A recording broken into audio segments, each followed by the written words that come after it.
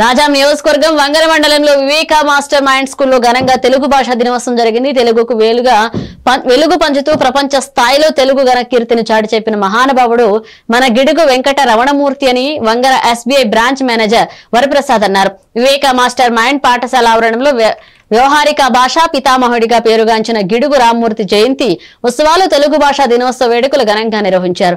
ఈ సందర్భంగా వివేక master minds పాఠశాల విద్యార్థులకు క్విజ్, తెలుగు పద్యాల పోటీలు, తెలుగు భాష గొప్పతనం వివరిస్తూ ఒక్కత్వ పోటీలు, వ్యాసరచన పోటీలు చేశారు.